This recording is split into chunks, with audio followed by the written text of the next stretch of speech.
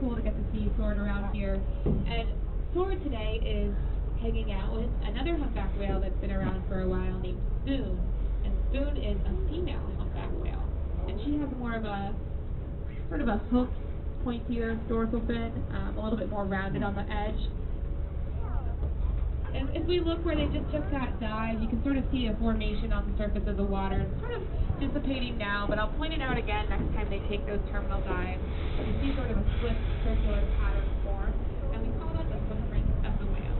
And originally, whalers thought that that was because they had so much oil in their skin. While they were very focused on whale oil at the time, actually has nothing to do with that. It's just the sheer force that these whales are putting against the surface of the water when they take those terminal dives creates this really beautiful split pattern on the surface, which we call a footprint. Yeah, I know you're there. And these humpback whales are truly massive animals. They can grow to be up to 55 feet long and weigh up to 45 tons. So very huge animals. These two are, I would consider, fully grown adults, very much on the larger end of that scale. I think Spoon might be pregnant. She looks a little bit round at this time of year. And these humpback whales actually complete a migration every year. So right here in the Gulf of Maine, we're in their feeding grounds right now. And we have other parts of this area that we consider their feeding grounds a little bit further south in Stellwagen Bank by Cape Cod, as well as further north from here in the Bay of Fundy in the Gulf of St. Lawrence up by Nova Scotia. That's all considered to be their feeding grounds. And they come here for the summer to feed in areas that have a huge abundance of things that they eat, like krill and small schooling fish. So that's why they come to this area every summer. Then later on in the winter, they're going to migrate south to places off of the Caribbean and the Dominican Republic, where they're going to give birth to their calves or their babies, and they're going to mate with one another. So those are their mating and their calving grounds. So we see these humpbacks complete this migration year after year once they reach sexual maturity. So Sword and Spoon have been sighted in this area year after year, but we have found that these humpbacks, they don't necessarily come to the same feeding grounds every year. They can sort of move around, and sometimes they'll favor one area over others, but it is very food driven. So if there's no food available for them here, they have no problem continuing to other places to find that food. Because typically we don't see these humpbacks feeding down in the breeding grounds at all. Especially for females, it's really important for them to build up that blubber layer, that fat layer, because imagine all the energy it takes to give birth to a calf and nurse it all the way up until you get to your feeding grounds later on in the summertime. So they are pretty ravenous while they're up here. And if Spoon is pregnant right now, she's definitely building up that fat layer to try to give her enough energy to raise her young in the next year. Whales are up directly ahead of us at our 12 o'clock. They're sort of pointed away from us now, about 400 feet away from the boat.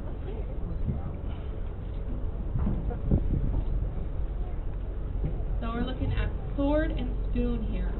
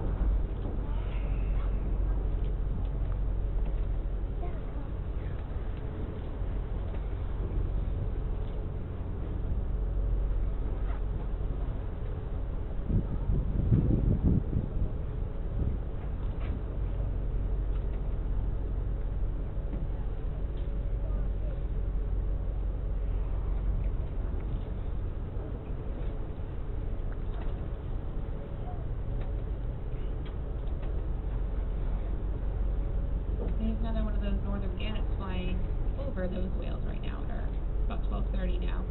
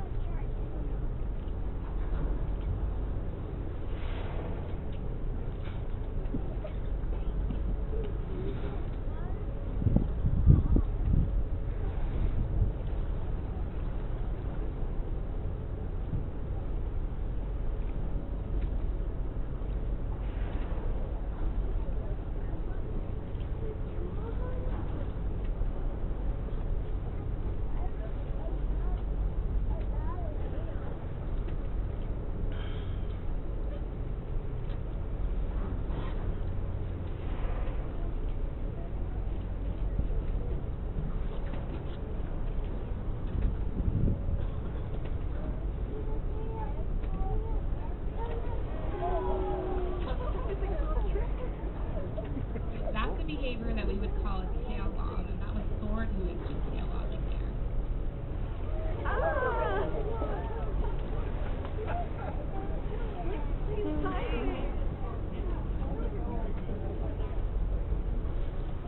And that's the pectoral flipper right there, waving hello to us. Everyone wave back.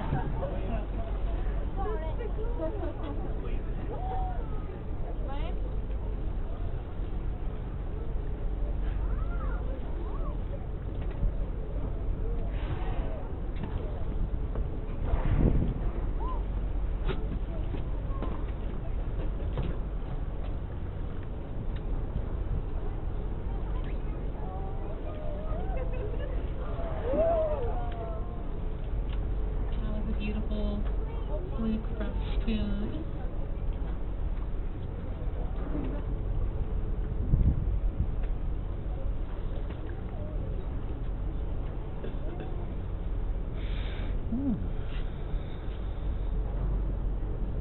So fun.